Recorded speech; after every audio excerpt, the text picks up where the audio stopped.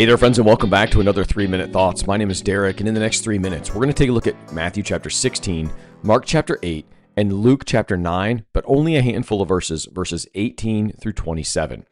These chapters mark a turning point in Jesus' ministry.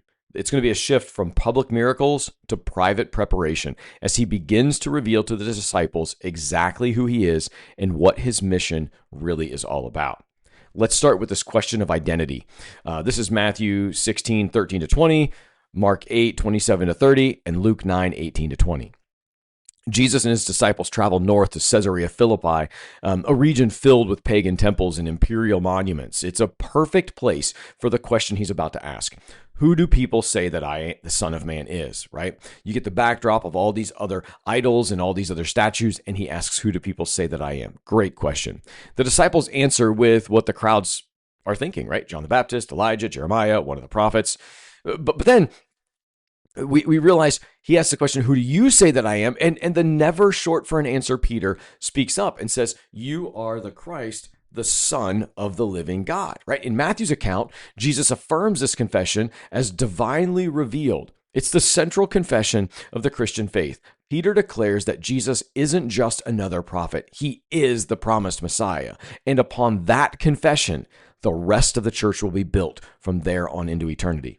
As we move on to the rest of the chapter, chapter 16, verses 21 to 23, chapter 8, verses 31 to 33, and chapter 9 of Luke, 21 to 22. For the first time, Jesus clearly announces what's in front of him. The Son of Man must suffer many things and be rejected by the elders and chief priests and scribes and be killed and on the third day be raised. The word must is crucial. It's not an accident. It's not a tragedy. It's not something that's happening to him. It is a divine necessity that these things happen to fulfill everything in the old covenant.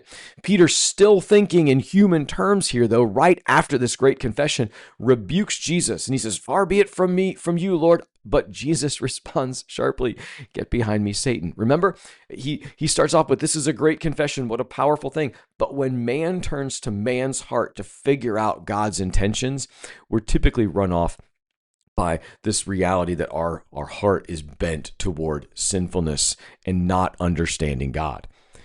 Matthew chapter 16, 24 to 27, Mark 8, 34 to 38, and Luke 9, 23 to 27, we see Jesus turn to the crowd and give the cost of following him. He says, if anyone would come after me, let him deny himself, take up his cross daily, and follow me. This is the first time the disciples hear the word cross, and it's not a metaphorical thing. In the first century, the cross meant one thing, death. And what it means is to follow Jesus means to surrender control, to surrender ambition and comfort. In other words, to die to oneself. That's all that we have time for today. Be well, friends.